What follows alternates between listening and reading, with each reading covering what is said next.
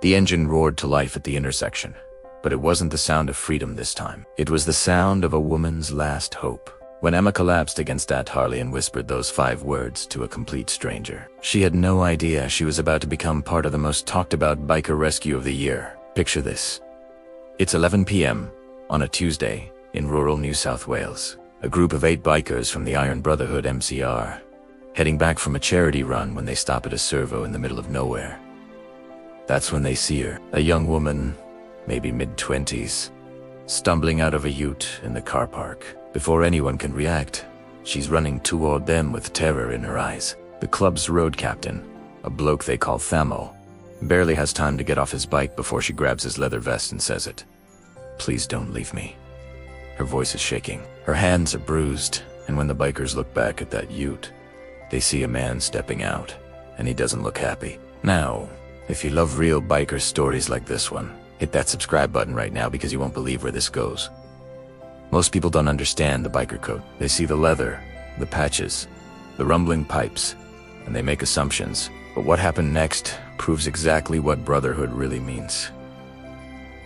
Thommo doesn't hesitate. He steps between Emma and that ute. The other 7 bikers form a wall of chrome and leather behind him. Nobody's saying a word yet, but the message is crystal clear.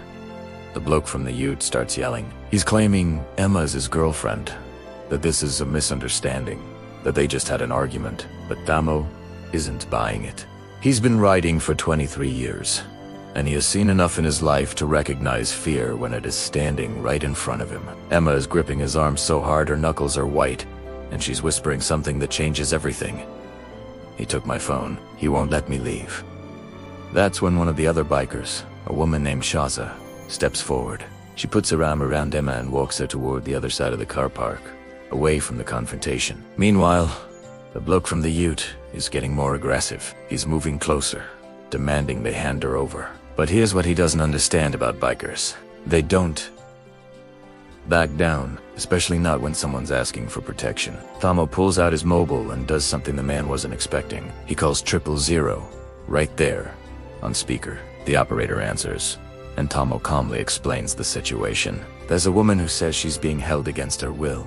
There's a man who won't let her leave. And there's a group of witnesses who aren't going anywhere until the cops arrive. You can see the panic in the bloke's face now. He starts backpedaling. Literally, tries to play it cool. Says he's leaving. Doesn't need this drama. But the bikers aren't letting him drive away. They've positioned their motorcycles in a way that blocks the exit. It's not aggressive. It's strategic. They're buying time until help arrives. Those 12 minutes waiting for the police felt like hours. Emma tells Shazza everything. She's been trapped in this relationship for 8 months. He controls her money, her movements, her entire life. Tonight was supposed to be different. She finally worked up the courage to tell him she was leaving. And that's when things got violent. He forced her into that ute and started driving, telling her he was taking her somewhere she'd never be found. When he stopped for petrol, she saw those bikes and took the biggest risk of her life. The police arrive with 2 officers. They separate everyone, take statements. The bloke from the ute has a warrant out for domestic assault from 2 states over. Emma has visible injuries that match her story. And those 8 bikers, they just saved a life without throwing a single punch. But here's the part that'll get you. After the arrest, after the statements, after everything calmed down, Thommo asks Emma where she needs to go. She has family 500 kilometers away, but no way to get there. So the Iron Brotherhood makes a decision. They're riding escort, all 8 bikes, forming a protective convoy, making sure Emma gets home safe. They rode through the night, stopping only for petrol and food. When they finally reached her family's house at dawn, Emma's mom came running out in tears. She'd been trying to find her daughter for weeks. The bikers stayed just long enough to make sure Emma was truly safe. Then they fired up their engines and headed home.